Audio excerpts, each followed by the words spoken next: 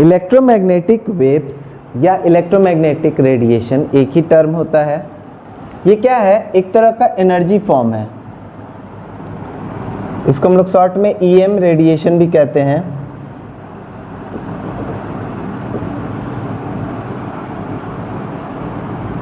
Is a form of energy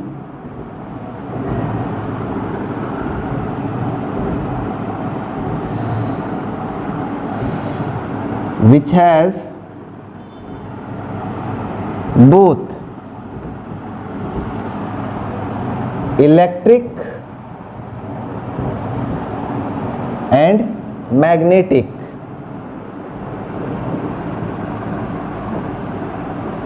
properties। इसमें हमारा electric property भी होता है, मैग्नेटिक प्रॉपर्टी भी होता है। ये एक एनर्जी का फॉर्म है। जो एनर्जी हमारा सन से अर्थ तक पहुंचता है वो ईएम रेडिएशन के फॉर्म में पहुंचता है। यानी electromagnetic radiation do not require any material medium to travel through. EM waves do not require any material medium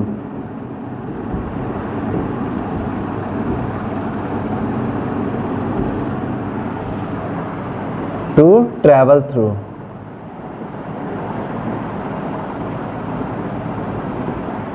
उनको ट्रैवलिंग के लिए मटेरियल मीडियम का जरूरत नहीं है, वो वैक्यूम से भी ट्रैवल कर सकते हैं।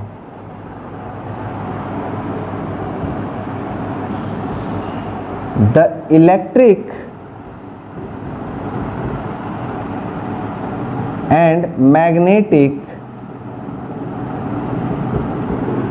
properties are perpendicular to each other।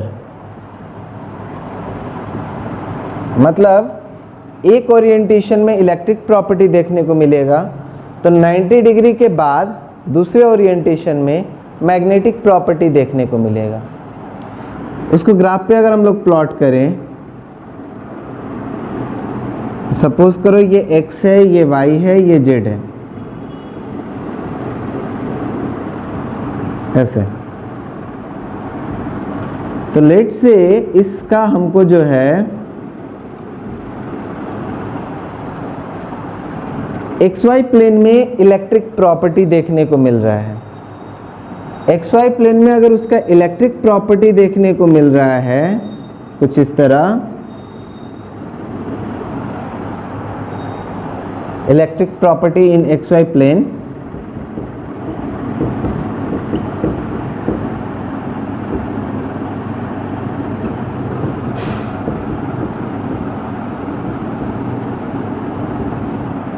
तो इसका जो मैग्नेटिक प्रॉपर्टी होगा वो क्या हो जाएगा?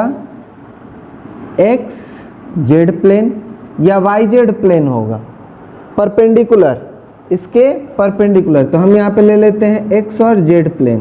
तो एक्स और जेड मेरा कुछ ऐसा है, एक्स एक्सिस ऐसे है, जेड एक्सिस ऐसे है। तो हमारा कैसे हो जाएगा? कुछ ऐसे रहेगा, वही पॉइंट सेम रहेगा, बट इसका ओरिएंटेशन किस एक्सिस पे है? तो ये है मेरा एक्स जेड प्लेन, जिसमें हमारा मैग्नेटिक प्रॉपर्टी है।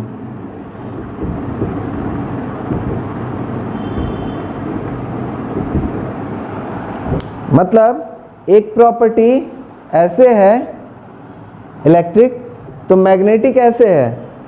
अब ऐसे वाले को हम तो लिखते समय तो ऐसे ही दिखेगा ना, तो ये ऐसे है, जो ब्लू वाले से बनाए हैं वो ऐसे है, ऐसे। तो एक दूसरे पे परपेंडिकुलर, यानी कि जो हम लोग ये दोनों प्लेन देखेंगे, ये हमारा x, ये y, तो एक्स वाई पर मेरा इलेक्ट्रिक दिखा, तो x और z पर मेरा मैग्नेटिक है। तो वही क्या है कि इलेक्ट्रिक और मैग्नेटिक प्रॉपर्टी परपेंडिकुलर रहेगा।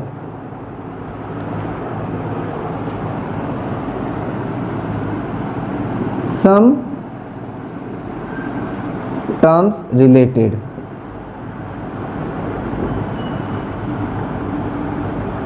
इससे रिलेटेड टर्म्स हम लोगों को कुछ पढ़ना है, जैसे वेवलेंथ,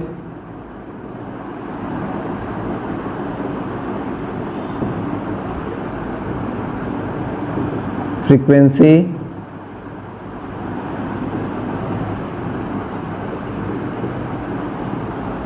एम्पलीट्यूड,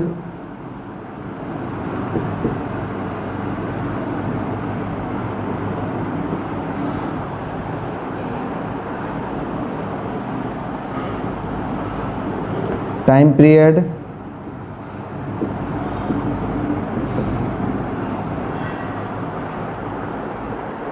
वेलोसिटी,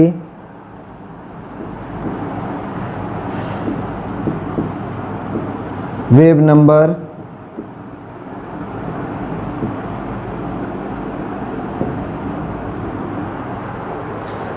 तो ये सब सारे जो 5-6 टर्म हैं ये हम लोगों को इसके बारे में पढ़ना है। सो हम लोगों का पहला जो है टर्म था वो wavelength.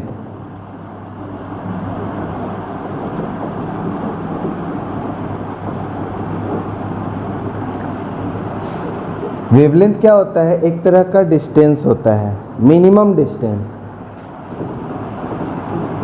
The minimum distance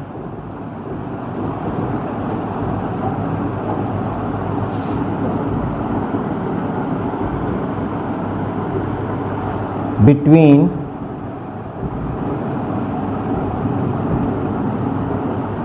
two waves। अब टू वेव्स भी बोल सकते हैं, टू क्रस्ट भी बोल सकते हैं, ठीक है, टू ट्रफ भी बोल सकते हैं। ये दो वेव के बीच का जो मिनिमम डिस्टेंस होता है इज कॉल्ड वेवलेंथ।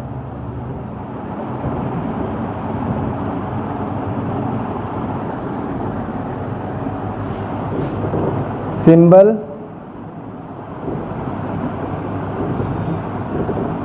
ये, इसे हम लोग पढ़ते हैं लैम्डा।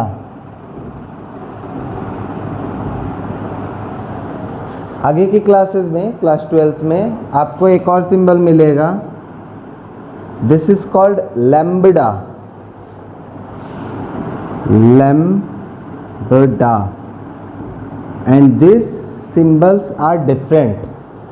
लैम्डा सिंबल हमारा वेवलेंथ के लिए यूज हो रहा है, और भी कई सारे फिजिकल क्वांटिटीज़ हैं जिनके लिए ये यूज़ होता है, and this is different symbol. तो कहीं पर अगर ये मिलेगा, किसी ऑप्शन में अगर ये मिल गया तो कंफ्यूज नहीं होना है कि प्रिंटिंग मिस्टेक है, ऐसा नहीं समझना है।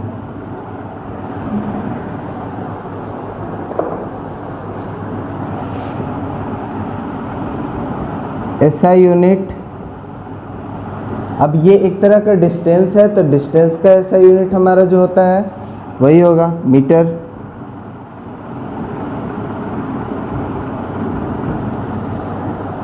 डायग्राम बेस अगर बात करें,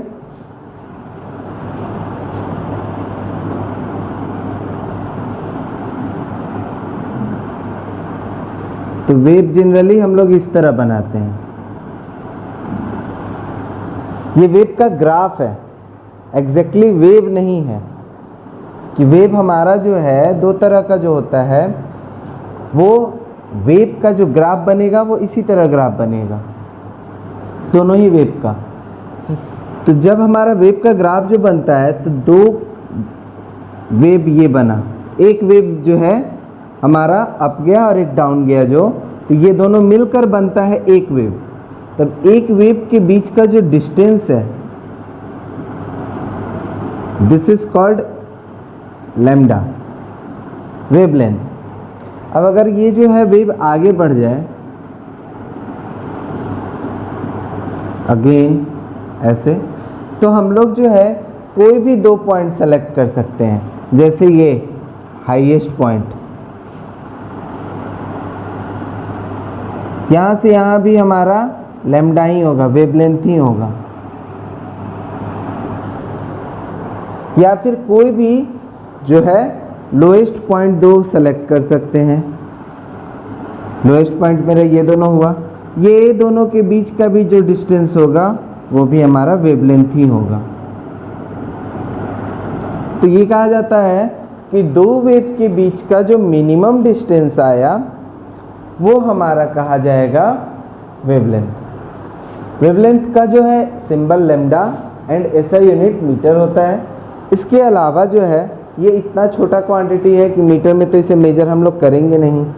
बहुत ही कम ऐसे वेव हैं जिनका वेवलेंथ मीटर से जो है एक्सप्रेस होगा, जैसे कुछ रेडियो वेव्स हैं, माइक्रोवेव्स हैं जो मीटर में हो सकते हैं। बट हमारा जो है मोस्ट ऑफ जो वेव है उसका वेवलेंथ बहुत छोटा होता है, जिसके लिए हमें अदर यूनिट्स चाहिए होता है। अदर यूनिट्स हमारा क्या आ जाएगा, जैसे angstrom. 1 angstrom is equal to 10 to the power minus 10 metre, या फिर nanometre nm। 1 nm is equal to 10 to the power minus 9 metre. Picometre pm। तो इस तरह अदर यूनिट्स हमारे बहुत सारे हैं जो छोटे यूनिट्स हैं और वो यूज़ होते हैं वेवलेंथ को मेजर करने में।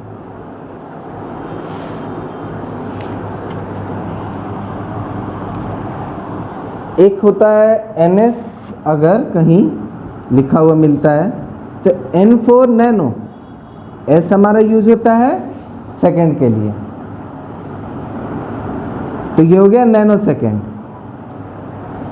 n जो है वो एक तरह का प्रीफिक्स है जिसका मतलब होता है नैनो, एंड नैनो का मतलब हो गया 1n, that is 10 to the power minus 9। ये एक प्रीफिक्स है जो 10 टू द पावर माइनस 9 को एक्सप्रेस करने में यूज होता है।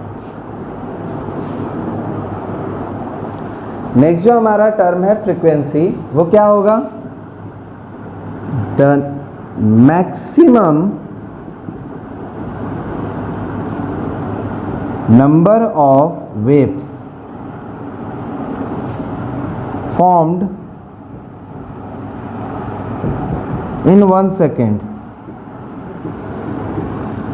1 सेकेंड में जितना ज़्यादा वेव बनेगा उसको हम लोग क्या कहेंगे, फ्रीक्वेंसी कहेंगे।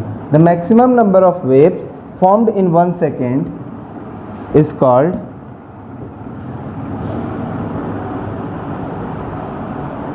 Frequency of that wave। उस वेव का फ्रीक्वेंसी हम कहेंगे। जैसे यहाँ से लेकर यहाँ तक, ठीक है, मान लेते हैं इसी ग्राफ को बात करते हैं, तो यहाँ से लेकर यहाँ तक अगर पहुँचने में वेव को 2 सेकंड लग रहा है तो हम उसको कहेंगे कि यहाँ से यहाँ तक में पहुँचने में अगर उसको 2 सेकंड लग रहा है, इट मीन्स यहाँ तक पहुँचने में 1 सेकेंड। एंड 1 सेकेंड में कितना वेव बन रहा है, एक ही वेव बन रहा है। तो अगर 1 सेकेंड में एक वेव बन रहा है तो हम लोग क्या कहेंगे कि उसका फ्रीक्वेंसी 1 है। अब फ्रीक्वेंसी का एसआई यूनिट सिंबल, फ्रीक्वेंसी के लिए सिंबल जो यूज होता है, फिजिक्स में F यूज होता है, N भी यूज होता है, ठीक है, लेकिन हम लोग यहाँ जो केमिस्ट्री है उसमें यूज करेंगे ऐसे। V जो है एक तरह से कहो इटैलिक्स है, ऐसे इसको पढ़ते हैं न्यू। ये हमारा एक लैटिन सिंबल है, V नहीं है, तो इसका सिंबल जो है न्यू यूज करेंगे हम लोग केमिस्ट्री में।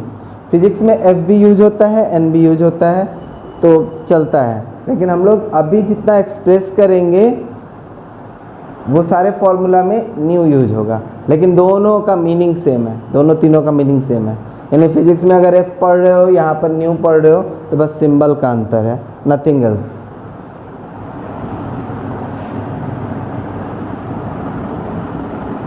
ऐसा यूनिट पर सेकेंड, 1 सेकेंड में कितना वेव बन रहा है, तो ऐसा यूनिट इसका क्या होता है, पर सेकेंड, ठीक है।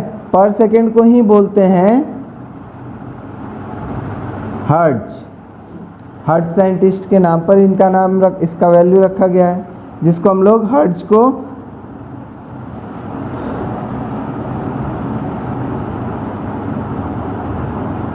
जब पूरा लिखेंगे तो स्मॉल लेटर से और सिंबल लिखेंगे तो कैपिटल एच स्मॉल जेड, ये ध्यान रखना। स्मॉल एस पर ये इन्वर्स, हर्ट्ज लिखेंगे तो एच स्मॉल लेटर में, ऐसे सिंबल लिखेंगे तो H capital Z small.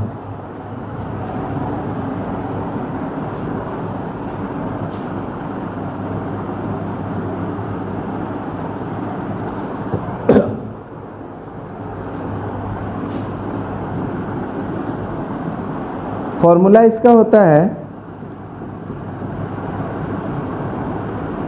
Frequency is equal to 1 by time period.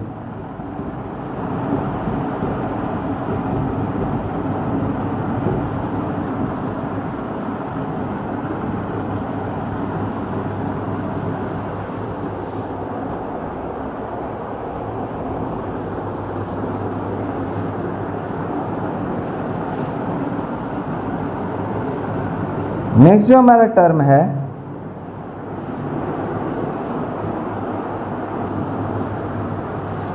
Third जो है हमारा एम्पलीट्यूड।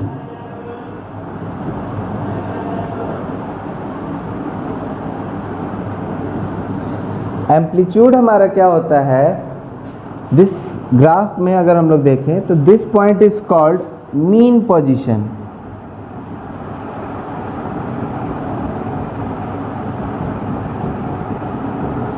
जो हमारा बीच वाला लाइन दिख रहा है ये मीन पोजीशन बताता है। मीन पोजीशन से जो मैक्सिमम डिस्प्लेसमेंट है, चाहे अप हो या डाउन हो, तो मैक्सिमम डिस्प्लेसमेंट जो हमारा हुआ वो ये क्रस्ट जो बना उसी का हाइट है, या ट्रफ जो बना उसी का हाइट है। तो इसी से कहा जाता है the maximum displacement of a wave from mean position,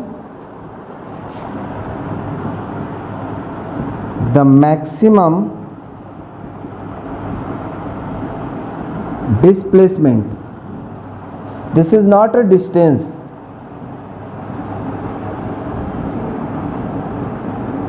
The maximum displacement of a wave from its mean position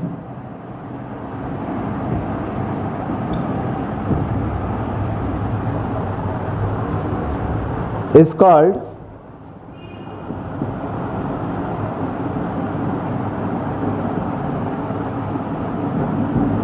amplitude।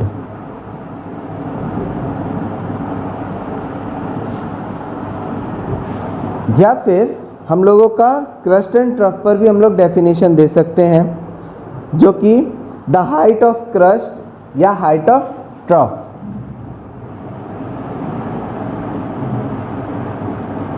The height of crust or trough is called amplitude।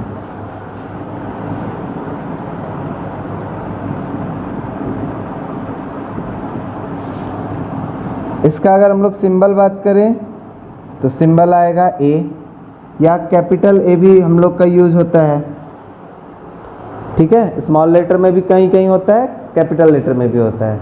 हम लोगों का जो वेव का इक्वेशन लिखा जाता है उसमें जो ए रिप्रेजेंट करता है वो हमारा होता है एम्पलीट्यूड। जैसे हम लोग लिखते हैं किसी वेव का equation A sine theta, A sine theta का मतलब हो गया A is amplitude, sine and theta is angle. So हमारा जो है एम्पलीट्यूड का सिंबल ए हमारा वेव का जो इक्वेशन लिखा जाता है उसमें यूज होता है।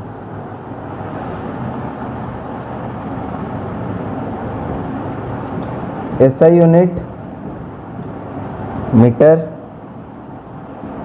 एंड सेम अदर यूनिट जो है डिस्प्लेसमेंट की तरह ही होता है। तो इसमें अगर हम लोग देखें तो ये पार्ट हमारा ए है, ठीक है। ये जो हाइट है या ये हाइट ए है। अब इसमें हमारा जो है बनाया हुआ कुछ कम बेसी है, तो कम बेसी नहीं होता है, सारे वेव्स का एम्पलीट्यूड सेम मानेंगे। जो वेव्स डिक्रीजिंग हो गए या इंक्रीजिंग होगा, एम्पलीट्यूड उसका बढ़ रहा होगा, घट रहा होगा, तभी कम बेसी दिखेगा। बट अगर यूनिफॉर्म वेव है तो वो जो है एम्पलीट्यूड उसका सेम दिखेगा। Next topic time period. तो टाइम पीरियड हम लोग किसको कहेंगे? एक वेव को बनने में जो हमारा समय लगेगा यहाँ से यहाँ तक, ये जो टाइम लग रहा है, दिस इज टाइम। ये हमारा अलग अलग ग्राफ होता है, टाइम डिस्प्लेसमेंट ग्राफ होता है, टाइम डेंसिटी ग्राफ होता है। तो ये जो एक्स एक्सिस है एक्चुअली में टाइम लाइन है। तो ये जो टाइम है लग रहा है यहाँ से यहाँ तक बनने में, इसी को कहते हैं time period. The time taken by a wave to complete one wave is called time period.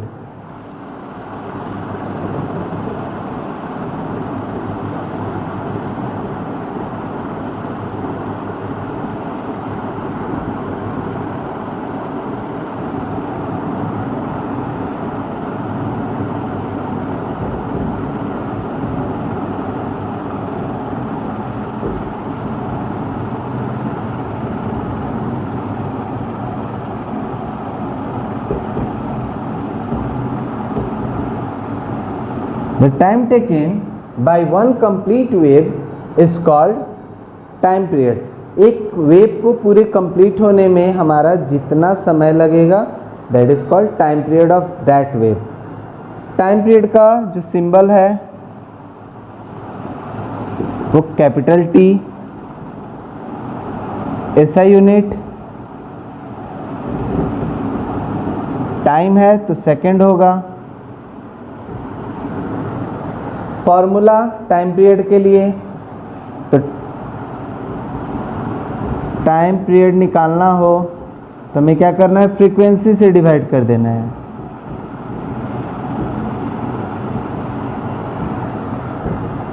Frequency is equal to 1 by time period, time period is equal to 1 by frequency. So दोनों interchangeable है। तो इस तरह हमारा क्या आ जाएगा? ऐसा यूनिट हमारा इसका होता है सेकंड। एक तरह का टाइम है, टाइम टेकन है, और टाइम का जो है हमारा यूनिट सेकंड होता है, ऐसा यूनिट। तो इसलिए इसका भी ऐसा यूनिट सेकंड होगा। टाइम पीरियड हमारा और फ्रीक्वेंसी अगर आपस में मल्टीप्लाई कर दें, that is time period into frequency, ये हमारा आएगा 1।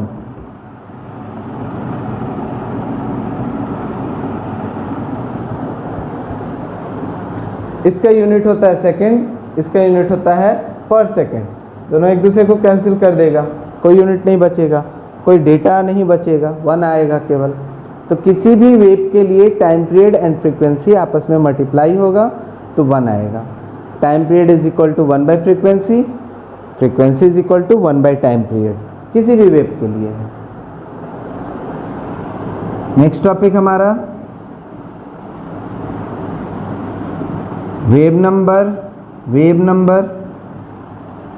नंबर के बाद हम लोग वेलोसिटी पढ़ लेंगे।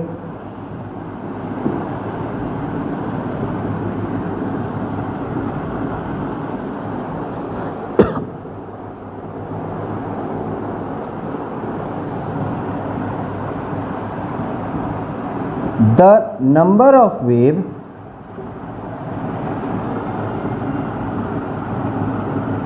formed,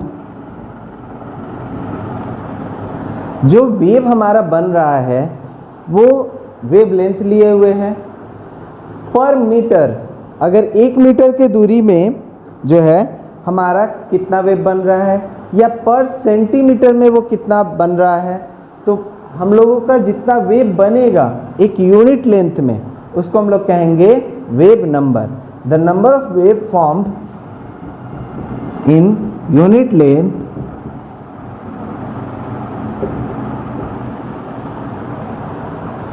is called wave number।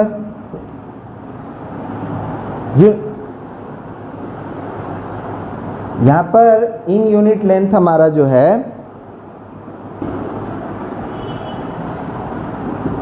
It is generally measured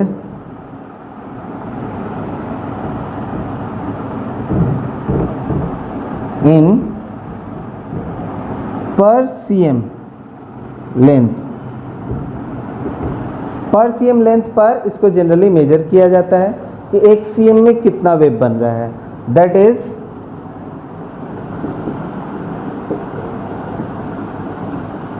wave number can be defined as, इसको अगर हम लोग डिफाइन करेंगे तो और क्या कह सकते हैं कि एक cm में जितना वेव बनेगा उसको हम लोग कहेंगे wave number. The number of waves formed पर cm is called wave number. Wave number हमारे केमिस्ट्री में काफ़ी ज़्यादा यूज़ होगा, तो इसका जो है ये डेफिनेशन अच्छे से याद रखना as well as symbol and SI unit. Symbol हम लोगों ने अभी फ्रीक्वेंसी का सिंबल देखा म्यू, इसका सिंबल भी वही होता है म्यू, पर इसके ऊपर बार होता है।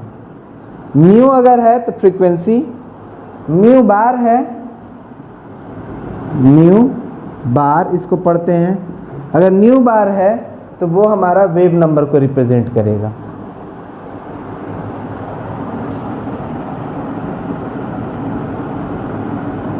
ऐसा यूनिट, अब चूंकि एक एक मीटर पे अगर हम लोग इसको मेजर कर रहे हैं तो पर मीटर भी हो सकता है। अदर यूनिट पर cm,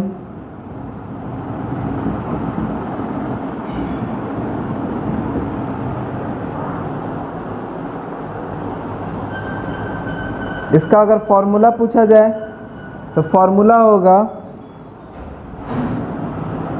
wave number is equal to 1 by wave length.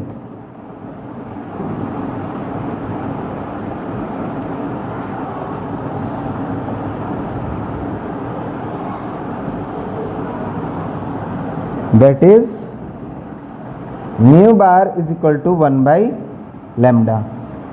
तो जहाँ कहीं भी हमारे फॉर्मूला आएगा 1 बाई लैम्डा, उस जगह पर हम लोग म्यू बार रखेंगे वेव नंबर के टर्म्स में, तो हमारा एक नया फॉर्मूला डेराइव हो जाएगा।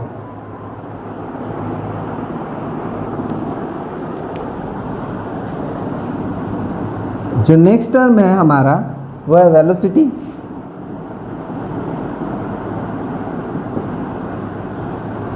वेलोसिटी को भी हम लोग v से ही दिखाएंगे। वेलोसिटी का जो डेफिनेशन होता है वही यहाँ पर हमारा लगेगा जो फिजिक्स में हम लोग पढ़े कि द डिस्प्लेसमेंट पर unit time is called velocity. तो उसी तरह वेव के केस में जो हमारा वेव यूनिट टाइम में जितना डिस्प्लेसमेंट करेगा उसको हम लोग कहेंगे velocity. The distance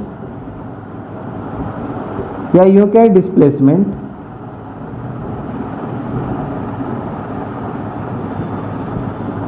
travelled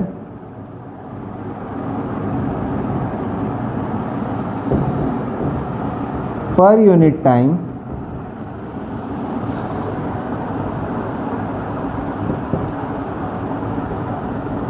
by a wave is called velocity. जो फिजिक्स का वेलोसिटी है एग्जैक्टली सेम है, बस यहाँ पर हमारा चेंज हो गया कि हम किस जगह लगा रहे हैं, हम वेव के केस में लगा रहे हैं। तो velocity of wave, velocity of wave हमारा क्या हो जाएगा,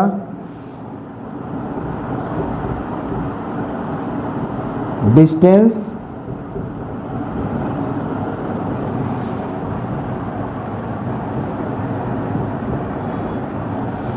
ट्रेवल्ड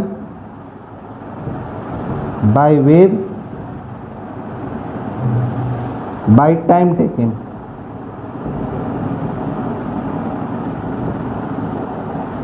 अब हम लोग सिर्फ एक वेव का बात करते हैं। एक वेव यहाँ से शुरू हुआ और यहाँ ख़त्म हो गया। यहाँ से यहाँ के दौरान जो डिस्टेंस उसने ट्रैवल किया उसको हम लोग क्या नाम दिए, तो हम लोगों ने नाम दिया वेवलेंथ। यहाँ से यहाँ तक का जो डिस्टेंस है उसको हम लोगों ने नाम दिया वेवलेंथ। तो हम डिस्टेंस ट्रैवल्ड को लिख सकते हैं वेवलेंथ।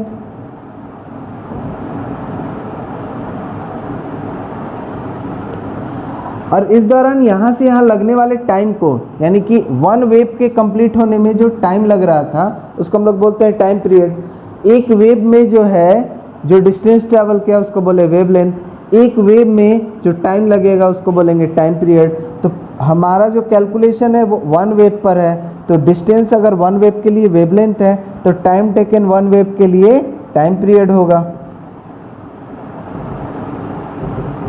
तो इससे हमारा फॉर्मूला बन गया वेलोसिटी ऑफ वेव का। क्योंकि एक वेव जो है जितने समय में अपना वेवलेंथ के बराबर डिस्टेंस ट्रैवल करेगा उस दौरान लगने वाले टाइम को हम लोग टाइम पीरियड बोलते हैं। सो हमारा जो है symbol wise v is equal to lambda by T.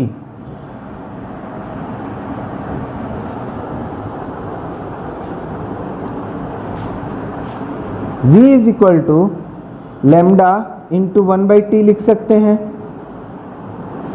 And 1/t हमारा क्या हो जाता है, फ्रीक्वेंसी। तो हम लोग लिख सकते हैं v is equal to lambda into ये हमारा 1/t फ्रीक्वेंसी। फ्रीक्वेंसी के लिए हम लोगों ने यूज किया mu. This is frequency.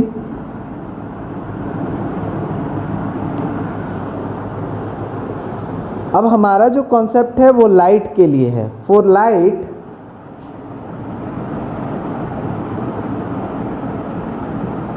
Light के लिए speed of light,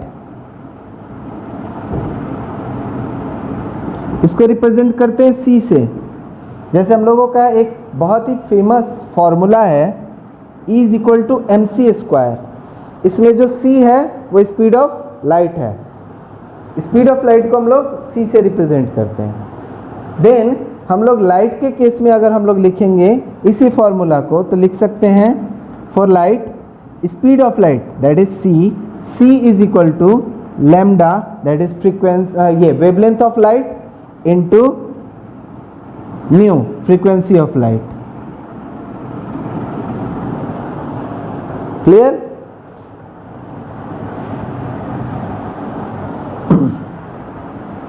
That is speed of light is equal to wavelength into frequency of light.